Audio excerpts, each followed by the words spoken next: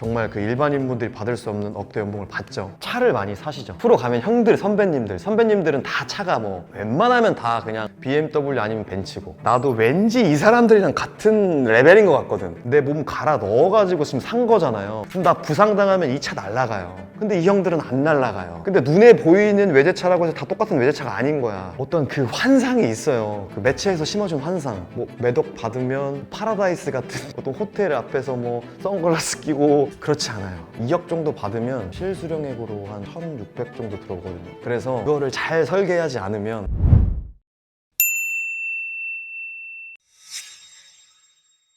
제 K리그 시절 연봉은 처음에는 5천만 원으로 시작을 했고요. 그리고 가장 많이 받았을 때는 3억 3천 정도? 이제 3억 정도 넘어가면 S급으로 인정을 해주는 정도가 됩니다. K리그 연봉 어느 정도 받아야 어느 정도 성공한 거냐라고 했을 때는 이것도 다 개인차가 다른데 그래도 한 2억 정도는 넘어야 뭔가 좀 여유가 좀 생기고, 2억 정도 받으면 실수령액으로 한 1,600 정도 들어오거든요. 그 다음 해에 또 종합소득세 내고 건보료도 올라가고 에이전트비도 내고 그러기 때문에 진짜 실수령액으로 봤을 때 1,000만 원에서 900 정도 들어올 거예요. 거기서 이제 집세도 내고 뭐 돈도 보고 이런 거 하겠죠. 근데 또 군대가 걸려 있잖아요, 한국 선수들은. 그래서 그거를 잘 설계하지 않으면 많이 번 거 같은데 실제로 모아놓은 게 별로 없는 선수 정은 정말 많이 받고. 왜냐면 그때 언제 느끼냐면 자기가 이제 결혼을 했어요. 근데 이제 전셋집을 좀 얻으려고 해. 매매하긴 좀 버거우니까. 근데 전세가가 너무 오르다 보니까 내가 모아놓은 돈으로 못하는, 그때 현타가 와요. 그런 선수 저는 많이 받고. 그러니까 이거를 일반인분들이 들으시면 진짜 좀 욕할 수도 있는데, 제가 말씀드리고 싶은 건 뭐냐면 자기가 받는 보여지는 시각적인 돈이 있잖아요. 그 돈에 취해서 생활 소비 패턴을 늘려버리면 그거 줄이기 진짜 쉽지 않거든요. 우리가 차도 좋은 거 탔다가 다운그레이드 하기가 진짜 힘들잖아요. 특히 남자분들. 똑같이 내가 뭐 오마카세 먹고 좋은 거 먹고 하다가 그거 낮추기가 진짜 힘들거든요. 그래서 애초에 본인의 그 경제적인 관념을, 틀을 잘 잡아놓지 않으면 이게 한 번에 급 무너지는 상황이 저는 좀 많이 봐서. 근데 저는 여기서 또 말씀드리고 싶은 게, 저는 1년차 때부터 제가 돈 관리를 해가지고 책도 많이 보고 강의도 많이 들어서 그런 게 좀 교육이 됐지만 안 알려주거든요, 진짜. 근데 우리가 사회적 통념으로 봐도 1억 넘어가면 사회적 책임을 지는 위치로 올라가는 거잖아요. 근데 거기에 대해서 교육을 못 받다 보니까 이게 돈이 다 흘러가는 느낌? 진짜 양극화가 심하거든요. 저는 20% 정도 될 거라고 생각을 합니다. 신인 들어가면은 3,600 우선 지명이, 그리고 최저가 지금 좀 올라서 원래 2,000이었는데 지금 많이 올랐을 거예요. 매 해마다 구단 총 연봉, 그 다음에 선수 연봉 순위를 딱 이렇게 해서 해주거든요. 그리고 선수 평균 연봉을 내줘요. 1부, 2부. 2부 리그가 한 1억 한 1,000에서 3,000 사이고 1부가 2억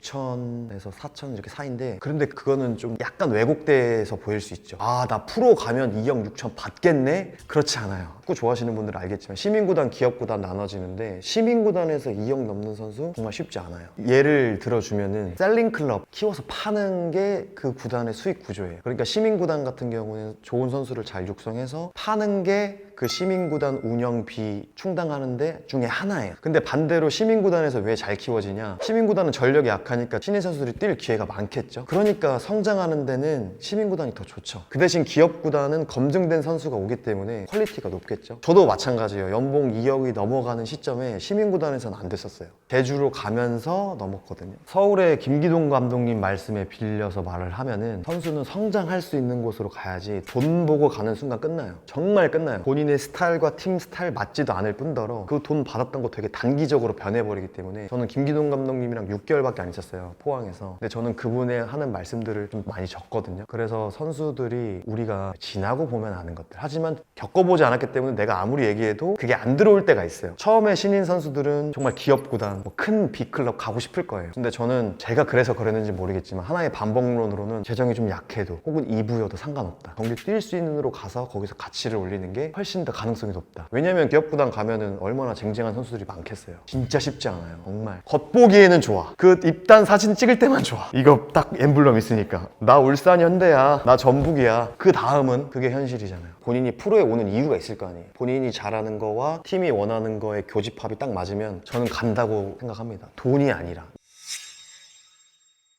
매체에 나오는 선수들은 대부분 잘하는 선수들이 나와요. 그러니까 매체에 나온다는 말은 활약이 좋았기 때문에 나오는 거예요. 20대도 다 넘어요. 근데 생각해보시면 알겠지만 저희가 30대 중반부터 되면 베테랑이 20대 중반이 어떻게 보면 절정기잖아요. 그때 이제 정말 그 일반인분들이 받을 수 없는 억대 연봉을 받죠. 그런 선수들 꽤 있는데 그것도 매체에 나오는 것처럼 보면은 다 그렇게 받는 것 같지만 사실은 그렇지 않다. 이거는 그러니까 사람의 행동 패턴을 봤을 때 어떤 현상을 만나고 그 현상에 맞는 욕구가 생기고 그 욕구에 기반한 행동이 있고 보상이 있잖아요. 근데 억대 연봉을 받는다는 건 경기를 뛴다는 거예요. 어린 나이에 엄청난 환호상을 받고 한단 말이에요. 그리고 이기는 확률도 높겠죠. 그러면 이기고 엄청난 환성 받고 손흥민 선수 그 센세이셔널 다큐멘터리 보셨는지 모르겠는데 그 경기장 안에서 엄청난 환호상 받다가 집에 딱 들어오잖아요. 뭔가 그 공허함이 있어요. 엄청 허무하면서 의미가 없다는 게 아니에요. 뭔가 공허한 그 느낌이 있거든요. 근데 그 공허함을 그 감정을 어떻게 해소시키는지 방법에 대해서 우리 못 배웠고 교육도 없어요. 그러다 보니까 이 감정이 뭐지? 이 감정에서 벗어나고 싶은 방법을 모르니까 술 먹고 술 먹으면 판단력 흐려지니까 어떤 주변에 있는 유혹들에 대해서 판단하는 능력들이 떨어지겠죠. 쉽게 얘기해서 음주운전이라든지 아니면 뭐 어떤 사고라든지 여성과의 사고들라든지 저는 그런 게 있다라고 생각을 합니다. 그래서 이게 단순히 그 선수가 어떤 의지력이 부족해서 유혹에 빠진다 그런 개념보다는 그 현상과 맞닥뜨렸을 때 올라오는 욕구를 해소하는 교육과 방법에 대해서 모르거든요. 저도 몰랐었고. 근데 저는 이제 책과 강의를 통해서 영감을 많이 얻어서 그래서 저는 기분 좋을 때와 기분이 안 좋을 때 그걸 어떻게 해소할 수 있는지 자기만의 매뉴얼이 있는 게 그 유혹에 빠지지 않는 가장 좋은 길이다. 왜냐면 그런 선수들을 많이 봤기 때문에 같은 소속팀이 아니더라도 다른 소속팀에서 그런 선수들의 기사를 봤을 때 마음이 좀 아프죠. 그냥 저의 예를 들면은 막 엄청나게 많은 걸 사진 않고요. 저는 명품 벨트를 하나 샀던 것 같아요. 그런 거 있잖아요. 저희 뭐 결혼식장 가면은 억대 연봉을 받아도 옷까지는 못 사요. 옷은 너무 비싸서 그냥 어디 갈 때 할 수 있는 벨트, 신발, 가방 이 정도? 1억 가지고는 어떤 기존의 소비 패턴과 크게 달라지지 않아요. 횟수만 늘어날 뿐. 내가 예를 들어서 오마카세를 한 번 먹었으면 2번 먹을 수 있는 정도? 호텔을 내가 한 달 반 만에 뭐 호캉스를 했으면 한 달에 한 번 가는 정도? 그 주기가 짧아지는 거지 내가 할 수 있는 카테고리는 그렇게 넓어지진 않아요. 저보다 돈 많이 버는 사람 오해하실까봐 저보다 돈 많이 버는 선수 훨씬 많아요. 그럼에도 제가 이 후배들에게 전하고 싶은 메시지 그런 게 있다면 어떤 그 환상이 있어요. 그 매체에서 심어준 환상. 뭐 매덕 받으면 파라다이스 같은 어떤 호텔 앞에서 뭐 선글라스 끼고 베드에 썬베드에 누워가지고 이거 아니고 그거를 차곡차곡 잘 세팅을 해야 이게 현실이니까 현실. 그게 중요하다. 차를 많이 사시죠. 왜냐면 우리 그 형들이 있을 거 아니에요. 형들 프로 가면 형들 선배님들은 다 차가 뭐 웬만하면 다 그냥 BMW 아니면 벤츠고 아니면 좀 더 잘 받으시는 분들은 포르쉐고 진짜 막 미쳤다 하시는 분들은 뭐 벤틀리 이런 분들도 계시고 그런단 말이에요. 일단 보이잖아요. 그 후배들이. 그러면 나도 이제 억대를 넘었다는 건 뒷시즌 정도 주전으로 뛰었다는 거거든요. 그러면 나도 이제 2시즌 뛰다 보니까 이제 나도 왠지 이 사람들이랑 같은 레벨인 것 같거든. 같이 경기를 뛰다 보니까. 다 그렇진 않아요. 이 형들은 한 10년 열심히 번 거야 3억을. 그래서 이걸로 뭐 재테크 잘 해가지고 뭐 배당이 됐던 뭐 임대료가 됐던 뭐가 됐던 그 월 수입이 있거든요. 축구 외적인 수입. 그 수입으로 이 차를 산단 말이야. 내가 부상을 당해도 상관없고 경기를 못 뛰어도 상관없어요. 지금 내 차랑. 왜? 내 자산에서 나오는 수입이니까. 근데 나는 뭔데? 내 몸 갈아 넣어가지고 지금 산 거잖아요. 그럼 나 부상당하면 이 차 날라가요. 나 부상당하면 내 생활 패턴 다 날라가요. 근데 이 형들은 안 날라가요. 근데 눈에 보이는 외제차라고 해서 다 똑같은 외제차가 아닌 거야. 근데 이거를 얘기해줘도 모르죠. 되게 현실적인 거. 환상 말고. 제가 이렇게 말을 하지만 꼭 이렇게 하라는 건 아니에요. 왜냐면 라이프 스타일이 있잖아요. 즐기고 싶은 사람이 있을 수 있잖아요. 존중을 해주는데 내가 이 축구 선수라는 게 언제까지 할지 모르잖아요. 저도 은퇴를 해봤지만 축구 선수 은퇴하는 순간 진짜 사회 나오잖아요. 준비 없이 나왔다? 안 봐줘요. 나 프로 선수였어? 그게 뭐? 아니야. 그런 거 없어요. 현실은 그래요. 그렇기 때문에 제가 누누이 말씀드리지만 외제차 사도 되는데 본인의 종소세 내는 거, 다음 연도 종소세 내는 거, 에이전트비 나가는 거, 건보료 올라가는 거 이 세 가지만이라도 체크를 해보고 그 다음에 내가 감당이 된다 했을 때 사라. 저는 그렇게 말하고 싶습니다. 그리고 하나 더 팁 주자면 군대 갔다 와서 사라. 왜냐면 군대에 있을 때 수입이 줄어들 빌려드는데 그 차 리스값 계속 나가잖아요. 할부값이랑 유지비가 나가니까 제가 만약에 어린 선수로 다시 돌아가고 근데 외제차를 사야 된다 한다면 그렇게 살 것 같아요. 연봉 많이 받아서 갑자기 외제차 사가지고 갑자기 생활이 힘들어진 선수들이 있냐고 물어봤을 땐 그 선수가 티를 내진 않지만 딱 보면 보이거든요. 그 선수가 어디에 살고 있는지 보면은. 왜냐면 그 선수가 지금 제가 말하는 정도면 30대가 넘었다는 거고 결혼을 했던 안 했던 자기가 숙소 외적인 곳에 살잖아요. 그 어떤 주거의 환경을 보면 알 수 있어요. 그게 뭐 월세인지 아니면 뭐 전세인지 아니면 그 사람이 조금만 대화를 해봐도 이게 전략적인 월세인지. 왜냐면 자기는 더 상급지에 부동산이 있는데 그거 수익 먹으려고 나는 월세로 전략적으로 살고 있어. 그런 선수도 있을 수 있잖아요. 근데 그 선수들은 얘기 좀만 해봐도 알거든요. 근데 대부분 그런 선수가 아니라는 거를 봤을 때 그런 선수 있죠. 무조건 있죠. 심지어 꽤 잘해서 해외도 갔다 오신 분도 있는데 그 선수가 이제 그러더라고요. 그래도 제가 좀 이런 거에 관심이 있다는 걸 아니까 전세 어떤 광명, 과천,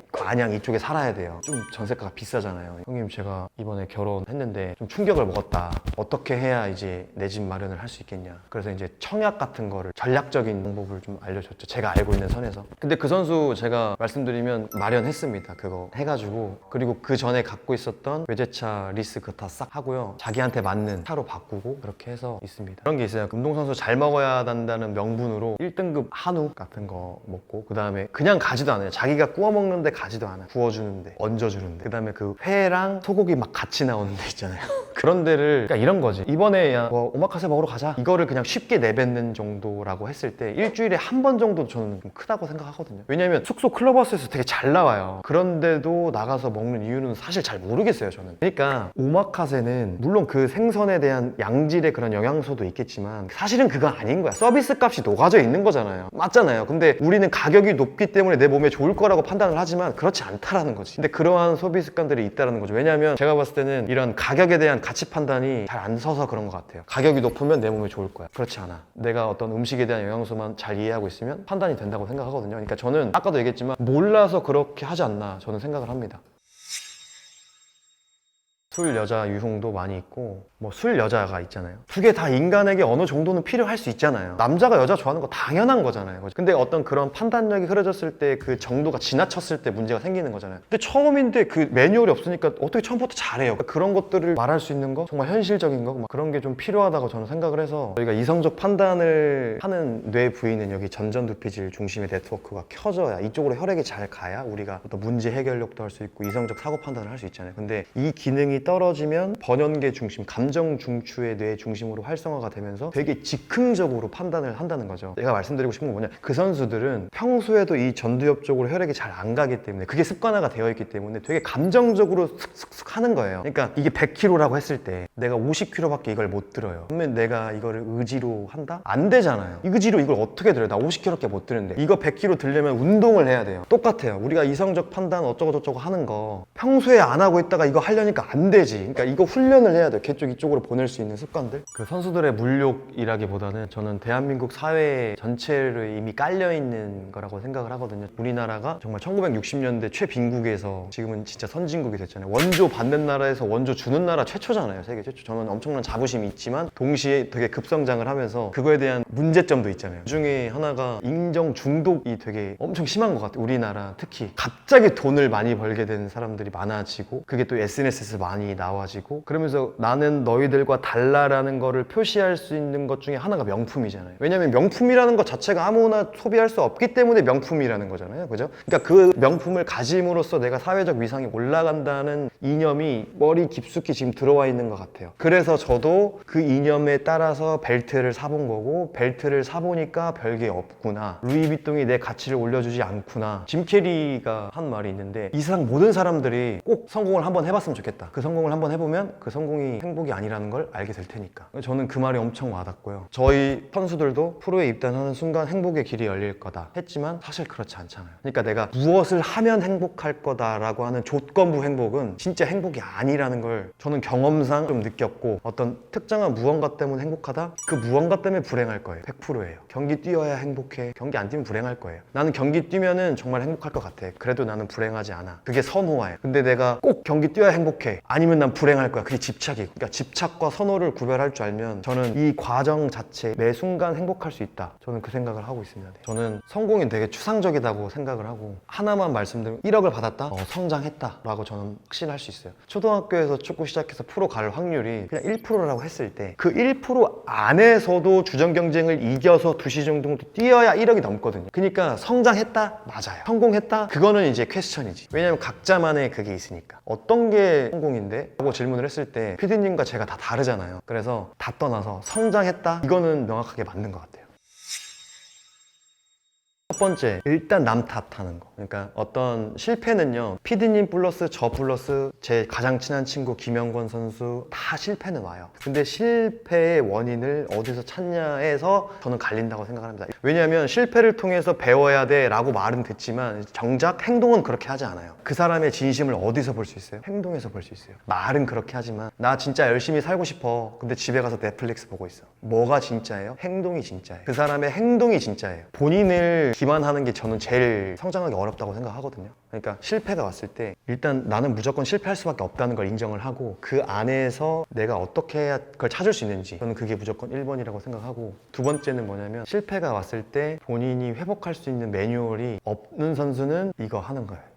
제가 어떤 스트레스를 받거나 주전 경쟁에서 밀렸고 제가 돈을 많이 받는데도 신인 선수한테 밀리면 되게 수치스러울 때가 있거든요. 그 감정이 느껴졌을 때 하는 것들이 있어요. 일단은 첫 번째, 그 현상이 진짜 내게 문제인 것 같지만 그렇지 않을 수 있어요. 뭐냐면 제가 잠 못 자면은 여기 감정 중추, 여기 편도체 활성화되면서 더 감정적으로 변할 수 있거든요. 그러니까 내가 잠을 잘 잤는지 일단 체크를 해요. 그리고 우리 세로토닌이나 도파민 95%, 50% 분비되니까 장이거든요. 제2의 뇌가 장이기 때문에 내 지금 장 상태가 어떤지 체크를 해보고 그 다음에 내가 음식 잘 먹었는지 체크를 해보고 내가 최근에 일이 되게 과부하가 많았는지 이 네 가지 좀 체크해보고 이 네 가지 정도를 체크해봤는데도 정말 이유가 그거야? 그러면 그 문제가 맞는 거예요. 근데 내가 이게 지금 잘 안 되어 있어서 내 기분이 안 좋은 상태에서 그 현상을 만났을 때 내가 확대 해석하는 게 있거든요. 그러면 확대 해석해버리면 갑자기 막 감독님 잘못 없는데 감독님 탓하고 막 그런단 말이야. 그러니까 저는 자기 자신을 객관화시킬 수 있는 매뉴얼이 되게 중요하다고 생각하고 그거를 차곡차곡 쌓아가는 것이 결국 어떠한 실패가 왔을 때 받아들일 수 있는 상태가 된다고 생각을 해요. 그래서 본인만의 매뉴얼을 만들 수 있는 거를 해봐라. 그러기 위해서는 본인이 실패가 왔을 때 본인 감정을 좀 기록하는 게 저는 좀 중요하다고 생각합니다. 첫 번째, 남 탓을 많이 하고 실패가 왔을 때 본인만의 매뉴얼이 없다 보니까 해결할 줄 모르니까 이제 이거 하고 어디 놀러 다니고 막 다 모르겠다 하고 막 그래버리고 아쉽죠. 재능이 없을까요? 그렇지 않아요. 아시잖아요. 1%만 들어오는 게 K리그인데 재능이 왜 없어? 있지. 노력을 안 했겠어요? 노력 무조건 했지. 근데 그러한 매뉴얼이 없는 게 조금 많이 아쉽죠.